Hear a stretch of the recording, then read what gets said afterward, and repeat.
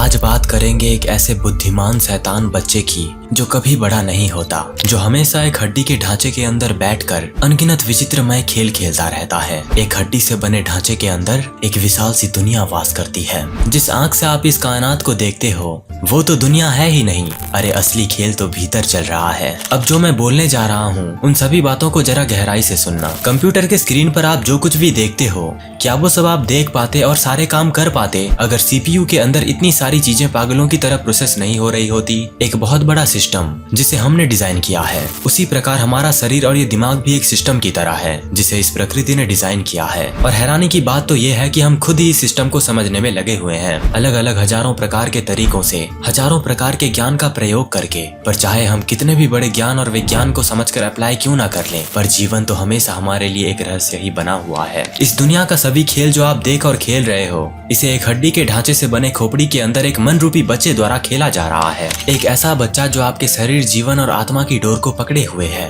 और जो आपकी आत्मा को सुलाकर पूरे जीवन को अपने हिसाब से नचा रहा है। और आप बिल्कुल उसी तरह नाच रहे हो जिस प्रकार एक पपेट शो में एक पपेट को नचाया जाता है एक इंसान के द्वारा। मजा आ रहा है ना नाचने में, लेकिन जितना ज्यादा मजा नाचने में आएगा उतना ही बड़ा दुख आपको मिलेगा, क्योंकि हमें एक बच्चा नचा रहा है और बच्चा तो गलती करेगा ही। कुछ टाइम का बस एक प्लेजर मिल रहा है, बस कुछ टाइम का। मन को ये पता है कि बाहर जो खाना मिल रहा है वो किसी जहर से कहीं गुना अधिक विषैला है, जो धीरे धीरे शरीर और मन को कमजोर बनाकर एक भयानक बीमारी में डाल देगा। फिर भी हमारा मन उस कुछ टाइम के प्लेजर और उस स्वाद को चखने के लिए तरस जाता है और वही भूल बार बार हजार बार कर बैठता है। इस मन के विषय में मैं जितना भी बोलूं दोस्तों उतना कम है।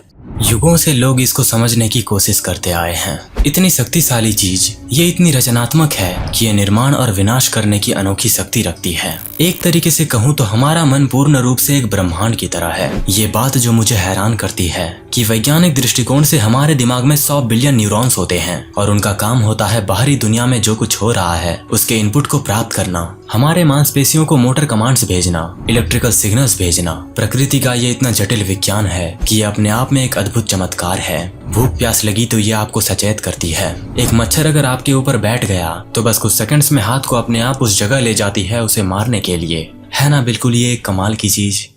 केवल जागरूकता के माध्यम से हम मन की गतिविधियों को जान पाते हैं। जागरूकता के माध्यम से हम इस बच्चे को पूरी तरह से अपने काबू में ला सकते हैं। पर क्या ये सब मायने रखता है? क्या जागरूकता मायने रखती है? क्योंकि मरने के बाद तो जागरूकता भी नष्ट हो जाती है। तो आखिर में क्या बचता है? कुछ भी नहीं, शून्यता, जीरो। इस स्थिति को अगर आपने समझ लिया ना तो आप पूरी दुनिया को समझ जाओगे, दुनिया के लोगों को समझ जाओगे। ये पागलपन मायने नहीं रखता, क्योंकि समय की अनंत गति में तो सब कुछ शून्यता की ओर ही जा रहा है। जरा गौर से देखो अपने परिवारजनों को, दुनिया के लोगों को, पेड़ पौधों को, चींटियों को, पक्षियों को। काल के प्रभाव में तो सब धीरे धीरे मर रहे हैं। आखिर किस चीज की प्रतीक्षा है तुम्हें? खुशी की, भौतिक चीजों की, या अनगिनत धन की और प्रेम की? ये सभी चीजों का जो मैंने अभी नाम लिया ये बस सरवाइव करने में काम आते हैं। वास्तविकता में तो इसका कोई मूल्य ही नहीं है। शून्यता, ये शब्द मुझे इतना पसंद है कि जब भी मैं इसे बोलता हूँ तो मन में एक परम आनंद प्रकट होता है, जिसे मैं बोल तो रहा हूँ पर जो एहसास कर रहा हूँ वो आप कभी समझ ही नहीं पाओगे। पिछले वीडियो में मैंने शून्य के महाध्यान के विषय में बोला था कि किस प्रकार आप अपने अस्तित्व को शून्य में ले जाके अस्तित्व विहीनता का अनुभव कर सकते हो। अब मैं आपको बताऊंगा मन की शून्य स्थिति के बारे में। जब मानव का मन शून्य हो जाता है तब वह निराकार बन जाता है। उसका कोई रूप नहीं रहता, रंग नहीं रहता, दुनिया जैसी चीज उसके लिए एग्जिस्ट नहीं करती। नींद में जिस प्रकार आपको कुछ महसूस नहीं होता उसी प्रकार ये स्थिति उससे बढ़कर है। यही जीवन की अंतिम अवस्था है जिसे विज्ञान भी कई मायने तक सच मानता है। जब एक इंसान की मृत्यु होती है तो उसका दिमाग मर जाता है और दिमाग के मरते ही मन मर जाता है और मन के मरने के बाद चेतना नष्ट हो जाती है और आखिर में बचता है क्या? शून्यता। तो आप ध्यान के जरिए कैसे मन की शून्यता का अनुभव कर सकते हो? मैं आपको मनशून्य ध्यान के विषय में बोलूंगा, लेकिन उससे पहले मैं आपको कुछ गहरे संस्कृत के श्लोक सुनाना चाहता हूँ। मनः एव मनुष्याणां कारणं बंधन मोक्षयो। मन ही मनुष्य के लिए बंधन और मुक्ति का कारण है। योगः चित्तवृत्ति निरोधः। योग मन के उतार चढ़ाव की समाप्ति है। मनो ही मिथ्या जगतो मिथ्यात्म, अर्थात मन माया है और संसार मिथ्या है। मनो मूलम इदम जगत, मन ही संसार का मूल है। मनः संसार वर्तिनी, मन सांसारिक अस्तित्व का पहिया है। दोस्तों ये मन के ऊपर कुछ गहरे संस्कृत के श्लोक थे जो उपनिषद और भगवत गीता के थे। तो चलिए जानते हैं मनशून्य की स्थिति के विषय में। शून्य विचार अवस्था एक ध्यान अवस्था है या ये ध्यान का एक अगला स्तर है। और हमने ये भी कहा है कि जब हम ध्यान की गहराई में जाते हैं तो हम शून्य विचार अवस्था को प्राप्त कर लेते हैं। मन के इस शून्य अवस्था में न हमारी 5 इंद्रियों का हमें बोध होता है जिससे हम इस दुनिया को सेंस कर पाते हैं, और न ही किसी जागरूकता का बोध होता है जिसे मैं कहता हूँ। मेरा नाम सोनू है।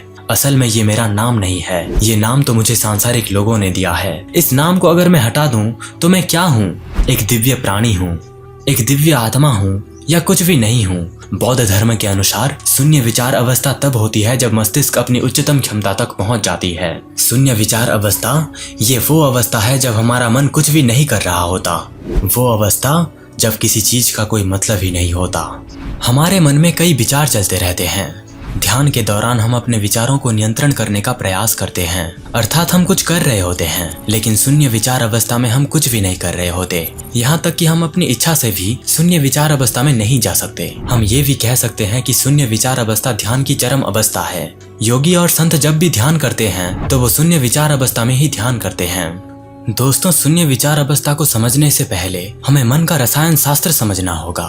तो विचारों की मात्रा के आधार पर हमारा मस्तिष्क 3 प्रकार का होता है। पहला, बंदर दिमाग। नाम से ही आपको अंदाजा हो गया होगा कि किस प्रकार का दिमाग है ये। लगभग सभी मनुष्यों का दिमाग बंदर जैसा होता है। इस मन में बहुत सारे विचार चलते रहते हैं, मानो बंदर शांत ही नहीं बैठ सकता। वो एक पेड़ से दूसरे पेड़ पर छलांग लगाता रहता है। उसी तरह बंदर का दिमाग एक विचार से दूसरे विचार पर छलांग लगाता रहता है। तो दोस्तों, हमें ये समझना होगा कि अधिक सोचना, उच्च कल्पना या रचनात्मक की कुंजी बिल्कुल भी नहीं है। दूसरा, एकाग्र मन। प्रतिदिन ध्यान करके हम मन की इस अवस्था को प्राप्त कर सकते हैं। जो लोग इस मानसिक स्थिति को प्राप्त कर लेते हैं वो आसानी से अपने विचारों को नियंत्रित कर लेते हैं और वे अपने विचारों को दिशा देने में सक्षम होते हैं। वे अपने काम पर ध्यान केंद्रित करने में सक्षम हो जाते हैं। तीसरा, ध्यान मन। ये मन की सबसे शक्तिशाली अवस्था है और केवल मुट्ठीभर लोग ही साधु संतों जैसी मन की स्थिति को प्राप्त कर लेते हैं। जो लोग भी इस अवस्था को प्राप्त कर लेते हैं उन्हें शून्य विचार अवस्था का अनुभव हो जाता है। तो अब ये प्रश्न आता है कि शून्य विचार अवस्था के लाभ आखिर हैं क्या? हम सभी ध्यान के अद्भुत लाभों को जानते हैं, लेकिन शून्य विचार अवस्था ध्यान से कहीं अधिक शक्तिशाली है। बौद्ध धर्म के अनुसार शून्य विचार अवस्था में हम अपने मस्तिष्क के उच्चतम क्षमता को प्राप्त कर लेते हैं, और यदि हम शून्य विचार अवस्था को प्राप्त कर लेते हैं तो कुछ भी असंभव नहीं रहता। शून्य विचार अभ्यास के बाद आविष्कार करना आसान हो जाएगा, क्योंकि हम अपनी रचनात्मक शक्ति को चरम स्तर पर बढ़ा देते हैं। तो अब ये प्रश्न आता है कि हम शून्य विचार अवस्था को कैसे प्राप्त करें। जैसा कि मैंने पहले बताया कि केवल मुट्ठीभर लोग ही इस अवस्था को प्राप्त कर पाते हैं। तो क्या हम कर सकते हैं? ये सच में कठिन है और इस स्थिति को प्राप्त करने के लिए बहुत समय और अभ्यास की आवश्यकता होती है।